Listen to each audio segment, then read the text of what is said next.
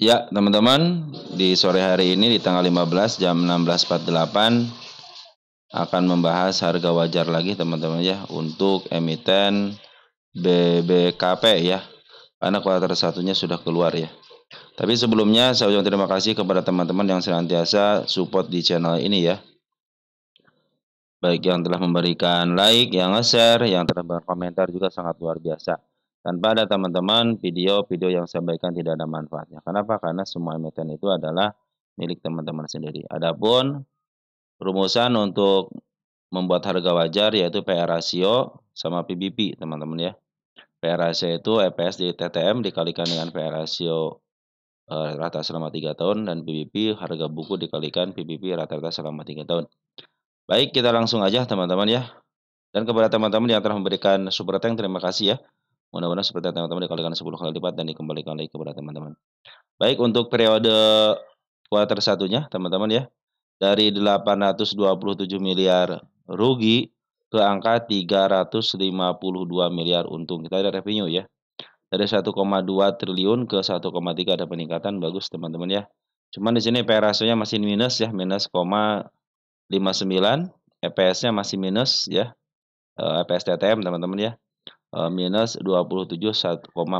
Artinya untuk dihitung harga wajar belum bisa teman karena masih minus. Nah, teman-teman, apa sih perbedaan antara TTM sama anualis, teman-teman ya nih? Kalau teman-teman TTM itu ngitungnya dari sini, teman-teman nih, ya.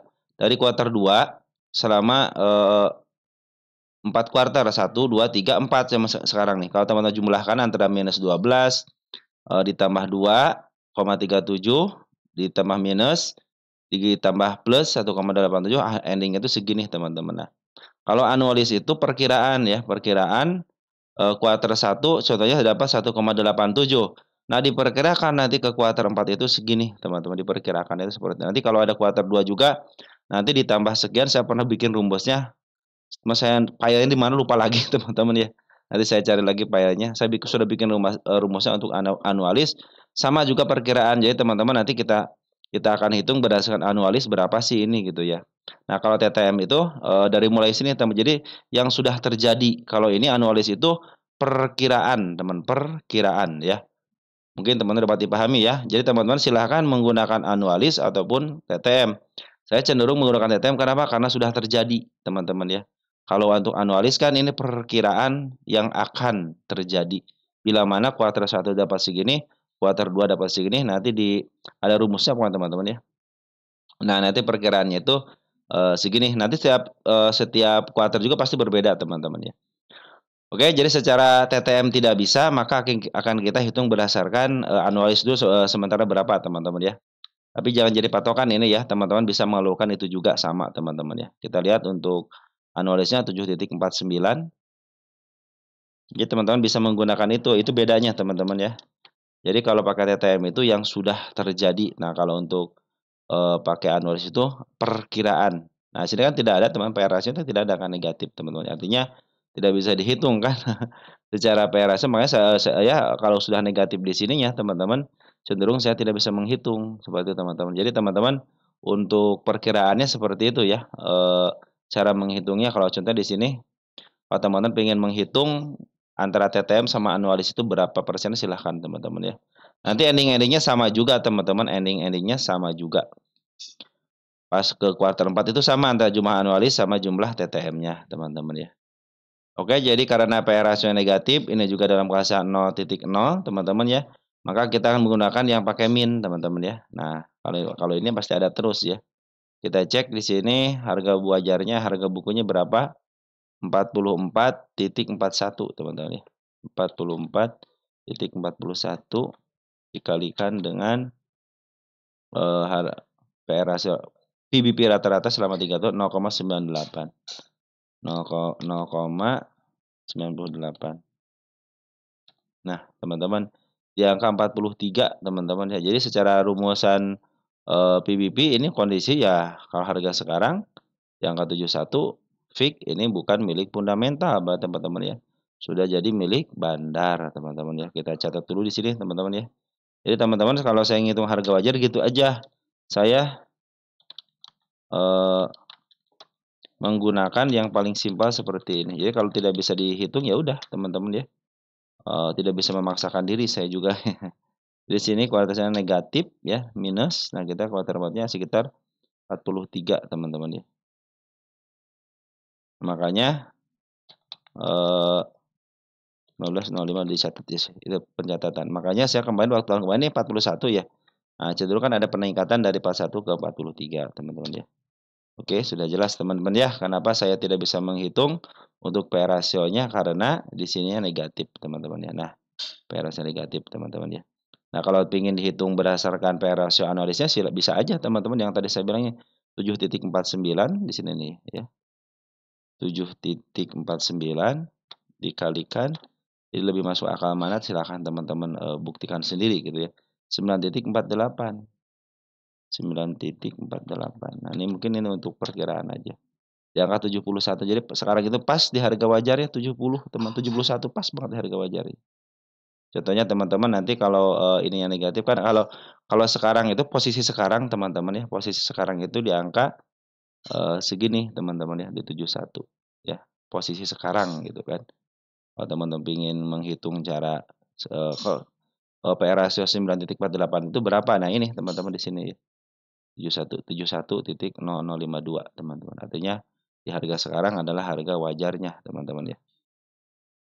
Oke teman-teman mungkin sampai itu ya. Nanti kalau teman-teman ingin menghitung harga wajar bisa menggunakan TTM yaitu perhitungan dari sini nih ya. Nah, dari sini nih dari kuartal 2 sampai ke kuartal 1. Nah, kalau teman-teman ingin menggunakan anualis itu boleh aja teman-teman ya. Itu tapi ya perkiraan yang akan terjadi teman-teman, yang perkiraan yang akan terjadi. Nah, mungkin kasarnya seperti itu teman-teman ya. Oke teman-teman mungkin seperti itu yang bisa saya sampaikan untuk teman-teman untuk BBKP ini ya. Jadi ini murni milik bandar teman-teman ya. Nah, kalau ini milik bandar target saya sudah tercapai lagi di sini teman-teman ya. Kemarin ya tercapai ya di sini ya. Kita tulis dulu tercapai dulu deh teman-teman ya. Ini buat masa depan. Biar saya punya sejarah pernah dibahas teman-teman ya. Kalau tidak ada pencatatan, wah saya pernah ngebahas tanggal sekian. Buktinya mana? Nah, sekarang saya buktikan di sini ya. Begitu ya, teman-teman ya. Oke, teman-teman, apakah akan ada lagi kenaikannya? Nah, kita penurunan dulu ya. Nah, apabila dia turun ke level 67 masih aman. Turun ke angka 64 juga masih aman. Ini terus bergerak, teman-teman ya. Hati-hati, terus bergerak. Nah, ini ini mah sudah dilalui ya. Nah, kalau masih di angka 61 masih aman di sini. Oh, di sini udah dilalui ya. Ya, target kenaikan sudah dilalui. Nah, ini teman-teman nih. Kalau dia ke 61 masih aman ya. Ke 61 masih aman. Ke angka 67 pun masih aman apabila ada penurunan. Karena kenapa? Karena MA10, MA20-nya masih menuju ke atas. MA200-nya berada di di bawah MA20 ya. Mungkin si MA10-nya aja yang akan bermain. Tapi kalau sudah lepas daripadanya hati-hati teman-teman ke 52 lagi bisa ke bawah lagi. Nah, apakah bagaimana targetnya? Perhatikan teman-teman. Nah, di 81 adalah targetnya teman-teman. Ini target selanjutnya di angka 81. Nah, mudah-mudahan ini kan belum update teman-teman ya untuk hari ini ya.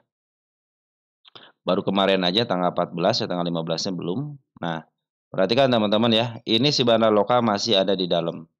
Kemarin emang keluar, cuma bandar lokal masih ada di dalam. Jadi, saya pikir sih bisalah teman ke 81 dengan drama-drama mungkin akan lebih keren lagi teman-teman ya, akan lebih keren lagi. Di angka itu kita cek di sini teman-teman ya.